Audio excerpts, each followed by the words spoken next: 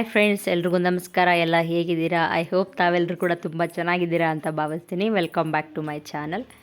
ಇವತ್ತಿನ ದಿನ lazy day ಅಂತಲೇ ಹೇಳ್ಬೋದು. ಯಾಕಂದರೆ ಬೆಳಗ್ಗೆಯಿಂದ ಎದ್ದಾಗಲೂ ಅಷ್ಟೇ ಏನೋ ಆ್ಯಕ್ಟಿವಾಗಿ ಕೆಲಸ ಮಾಡೋಣ ಅಂದ್ಕೊಂಡೆ, ನಿಜವಾಗ್ಲೂ ಆಗಲೇ ಇಲ್ಲ. ಏನಂತಲೇ ಗೊತ್ತಾಗಲಿಲ್ಲ.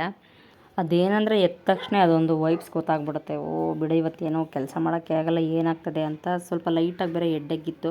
ಹಾಗಾಗಿ ನಮ್ಮವರು ಸರಿ ಬಿಡು, ಮನೇಲೇನು ತಿಂಡಿ ಮಾಡೋದೇನು ಬೇಡ, ಆಚೆನೇ ಹೋಗೋಣ, ಇವತ್ತು ಹೇಗಿದ್ರು ಮನೆಯಲ್ಲಿ ಫ್ರೀಯಾಗೇ ಇದ್ದೀನಲ್ಲ ಅಂದ್ಬಿಟ್ಟು ಆಚೆನೇ ಕರ್ಕೊಂಡು ಹೋಗ್ತಿದ್ದಾರೆ. ಮಗನಿಗೆ ಬೇರೆ ಪಾಪ ಸ್ಕೂಲ್ ಬೇರೆ ಇತ್ತಲ್ಲ, ಹಾಗಾಗಿ ಮನೆಯಲ್ಲೇ ಅವ್ನಿಗೇನಾದರೂ ಒಂದು ಸಿಂಪಲ್ ಆಗಿರೋ ತಿಂಡಿ ಮಾಡಿ ಬಾಸ್ಗೆ ಅದನ್ನೇ ಹಾಕಿ ಕಳಿಸ್ದೆ ನಾನು. ಒಂದೊಂದು ಟೈಮ್ ಅಂತೂ ಬೆಳಗ್ಗೆ ಇವತ್ತು 5 ಗಂಟೆಗೆ ಎದ್ದು ಸಂಜೆ 11 ಗಂಟೆ ಆದ್ರೂ ಅಷ್ಟೇ ಆರಾಮಾಗಿ ಎದ್ಬಿಡ್ತೀವಿ. ಫುಲ್ ಡೇ ಒಂಥರ ಸುಸ್ತು ಅನ್ಸೋದೇ ಇಲ್ಲ, ಅಷ್ಟು ಚೆನ್ನಾಗಿ ಆ್ಯಕ್ಟಿವಾಗಿ ಪ್ರತಿಯೊಂದು ಕೆಲಸಗಳನ್ನ ಕೂಡ ಮಾಡ್ತೀವಿ. ಬಟ್ ಒಂದೊಂದು ಟೈಮ್ ಏನಾಗುತ್ತೆ ಅಂದರೆ ಏನಂತಲೇ ಗೊತ್ತಾಗಲ್ಲ, ಒಂಥರ ಲೇಜಿನೆಸ್ಸು. ಅದು ಯಾವ ರೀತಿ ಅಂದರೆ ಕೆಲವ್ರಿಗೆ ಆ ರೀತಿ ಆಗ್ತಾ ಇರುತ್ತಲ್ಲ. ಈಗ ಒಂದು 15 ಡೇಸ್ ಚೆನ್ನಾಗೇ ಇರ್ತೀವಿ, ಮತ್ತು ಮಿಡಲಲ್ಲಿ ಏನಾದರೂ ಇಕ್ಕಿದಂಗೆ ಎನರ್ಜಿ ಲೋ ಆಗೋದು, ಆ ರೀತಿ ಎಲ್ಲ ಆಗ್ತಾ ಇರುತ್ತೆ.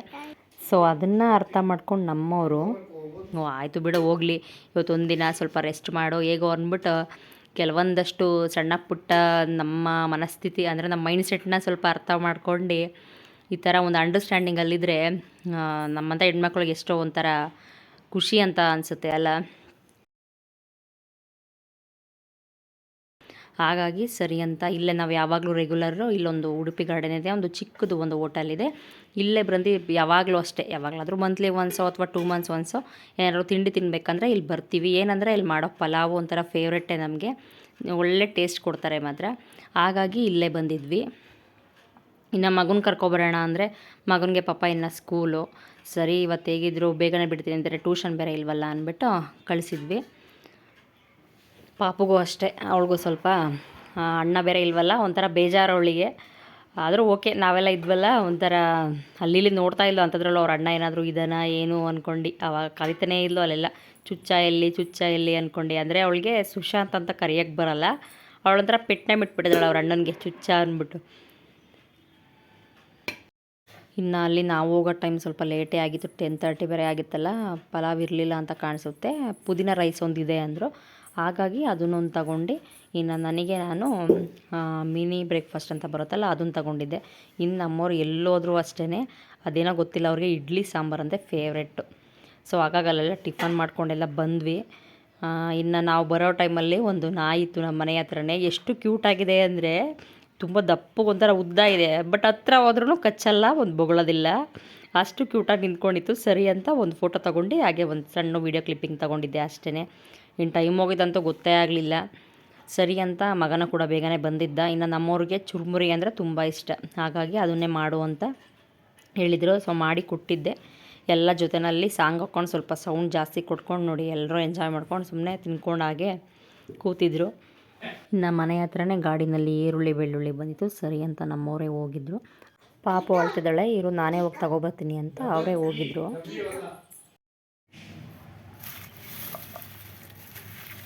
ಸರಿ ನಮ್ಮವ್ರನ್ನೇ ಕಳಿಸಿದ್ರೆ ನೋಡಿ ಈ ಥರ ತಗೊಬಂದಿದ್ದಾರೆ. ಅವ್ರಿಗೆ ಅಷ್ಟು ಯಾವ ರೀತಿ ತರಬೇಕು ಏನು ಅಂತ ಗೊತ್ತಾಗಲ್ವಲ್ಲ ಪಾಪ, ಯಾಕಂದರೆ ಅಡುಗೆ ಮನೇಲಿ ಕೆಲಸ ಮಾಡೋದೇ ನಾವು. ಅವ್ರುಗಳು ಏನೋ ಒಂದು ಸಿಗ್ತಾ ಒಳ್ಳೆ ತುಂಬ್ಕೊಂಡು ವೆಯ್ಟ್ ಹಾಸ್ಕೊಂಡು ದುಡ್ಡು ಕೊಟ್ಬಿಟ್ಟು ಬಂದುಬಿಡ್ತಾರೆ ಅಷ್ಟೇ. ಬಟ್ ನಾವು ಹೆಣ್ಮಕ್ಳು ಏನು ಮಾಡ್ತೀವಿ ಅಂದರೆ ಹೋಗಿ ನೀಟಾಗಿ ಪ್ರತಿಯೊಂದು ಚೆಕ್ ಮಾಡಿ ಯಾವ ಥರ ಏನು ಎತ್ತ ನಿಧಾನ ಆದರೂ ಪರವಾಗಿಲ್ಲ, ಒಂದು 10 ನಿಮಿಷ ಅಲ್ಲಿ ಕಳೆದ್ರೂ ಪರವಾಗಿಲ್ಲ ಅಂತ ಏನೇ ಒಂದು ಈರುಳ್ಳಿ ಬೆಳ್ಳುಳ್ಳಿನೋ ಅಥವಾ ತರಕಾರಿ ಸೊಪ್ಪು ಯಾವುದಾದ್ರೂ ಅಷ್ಟೇ ಒಟ್ಟಿನಲ್ಲಿ ನೋಡಿ ನೀಟಾಗಿ ಕ್ವಾಲಿಟಿಗಳನ್ನ ಚೆಕ್ ಮಾಡಿ ತಂದುಬಿಡ್ತೀವಿ. ಆ ವಿಷಯದಲ್ಲಂತೂ ನಾವು ಹೆಣ್ಮಕ್ಳುಗಳು ಎಕ್ಸ್ಪರ್ಟ್ ಅಂತಲೇ ಅಲ್ವಾ ಹೇಳೋದು. ಸರಿ ಅಂದ್ಬಿಟ್ಟು ಎಲ್ಲ ಸ್ವಲ್ಪ ಆದರೂ ಒಂಥರ ಎಲ್ಲ ನೆಂದಂಗೆ ಇತ್ತು, ಏನಂತಲೇ ಗೊತ್ತಿಲ್ಲ, ಅವ್ರೇನು ಚೀಲದಲ್ಲಿ ಹಾಕಿದ್ರೋ ಏನೋ ಗೊತ್ತಿಲ್ಲ. ಸರಿ ನಾನು ಬಿಸಿಲಿಗೆಲ್ಲ ಹಾಕಿಡೋಣ ಅಂದ್ಕೊಂಡು ಎಲ್ಲ ತೆಗ್ದು ಆಚೆನೇ ಇಟ್ಟಿದ್ದೆ. ಈರುಳ್ಳಿ ಬೆಳ್ಳುಳ್ಳಿ ಎಲ್ಲ ಸ್ವಲ್ಪ ಡಿವೈಡ್ ಮಾಡಿ ಎತ್ತಿಟ್ಕೊಬಿಡೋಣ ಅಂತ. ಆದರೂ ಇದರಲ್ಲೊಂದು ಸ್ವಲ್ಪ ವೇಸ್ಟ್ ಆಯ್ತು ಅಂತಲೇ ಹೇಳ್ಬೋದು. ಒಂದು ಅರ್ಧ kg ಅಷ್ಟು ಈರುಳ್ಳಿ ಎಲ್ಲ ಅದು ಒಳಗಡೆ ಏನಂದರೆ ಸ್ವಲ್ಪ ಬ್ಲ್ಯಾಕ್ ಥರ ಎಲ್ಲ ಆಗಿಬಿಟ್ಟಿತ್ತು, ಒಂದೊಂದು ಹಸಿ ಇತ್ತು ಕೊಳ್ತಿರೋ ಥರ.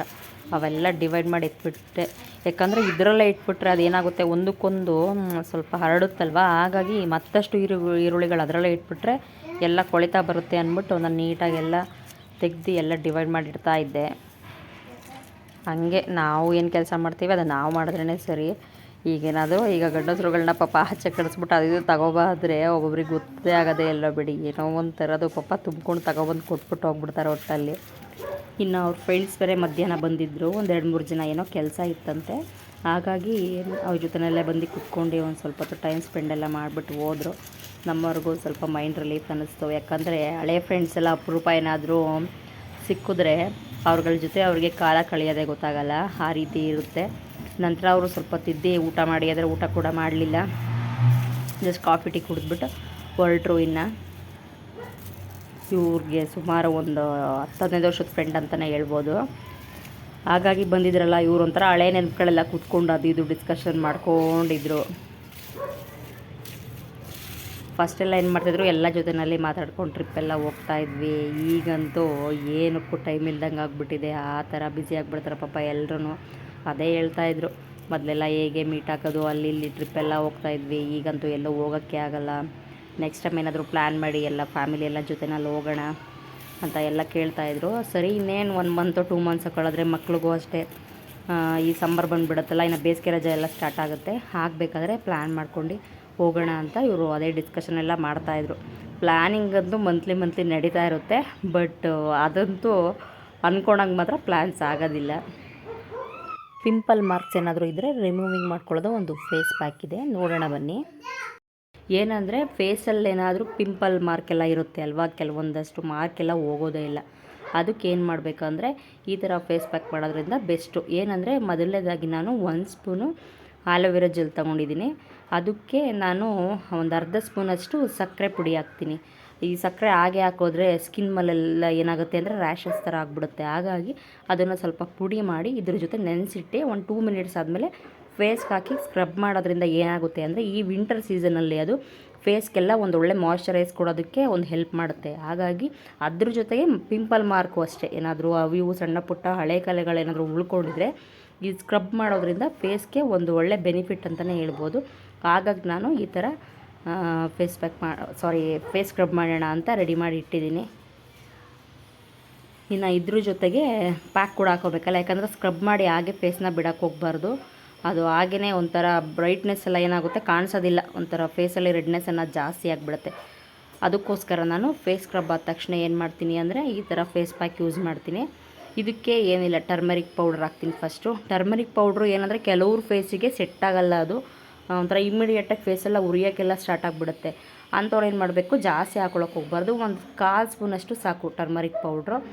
ಅದರ ಜೊತೆಗೆ ನಾನೇನು ಮಾಡ್ತೀನಿ, ಯಾಕಂದರೆ ನನಗೆ ಅದು ಫುಲ್ ಅಪ್ಲೈ ಮಾಡಿದ್ರೆ ಫೇಸೆಲ್ಲ ಉರಿಯೋದು ಜಾಸ್ತಿ ಆಗಿಬಿಡುತ್ತೆ ನನಗೆ. ಹಾಗಾಗಿ ನಾನು ಅದಕ್ಕೆ ಸ್ವಲ್ಪ ರೋಸ್ ಪೌಡ್ರು 1 ಸ್ಪೂನಷ್ಟು ಹಾಕ್ತೀನಿ. ಇದೇನಂದರೆ ಸ್ವಲ್ಪ ಏನಂದರೆ ಕೂಲಿಂಗ್ ಎಫೆಕ್ಟ್ ಕೊಡುತ್ತೆ. ಇದು ಜೊತೆಯಲ್ಲಿ ಹಾಕಿದ್ರೆ ಬ್ರೈಟ್ನಿಂಗ್ ಜೊತೆಗೆ ಫೇಸ್ಗೂ ಅಷ್ಟೇ ಒಂದು ಒಳ್ಳೆ ಕೂಲಿಂಗ್ ಎಫೆಕ್ಟ್ ಕೊಡುತ್ತೆ ಅನ್ನೋ ಇಂಟೆನ್ಷನಿಂದ ನಾನು ಇದನ್ನು 1 ಸ್ಪೂನಷ್ಟು ಆ್ಯಡ್ ಮಾಡ್ತೀನಿ. ನಂತರ ಇದಕ್ಕೆ ಮೊಸರು ಬೇಕಾದರೆ ಆ್ಯಡ್ ಮಾಡ್ಕೊಬೋದು, ಇಲ್ಲಾಂದರೆ ಹಸಿದು ಹಾಲು ಬರುತ್ತಲ್ಲ, ಏನಂದರೆ ಹಾಲನ್ನ ಬಿಸಿ ಮಾಡಬಾರ್ದು, ಹಾಗೇ ಪ್ಯಾಕ್ ತಂದಿರ್ತೀವಲ್ಲ ಅದರಲ್ಲಿ ಒಂದು 3-4 ಸ್ಪೂನಷ್ಟು ಹಾಲು ಎತ್ತಿಟ್ಕೊಂಡ್ರೆ ಸಾಕು.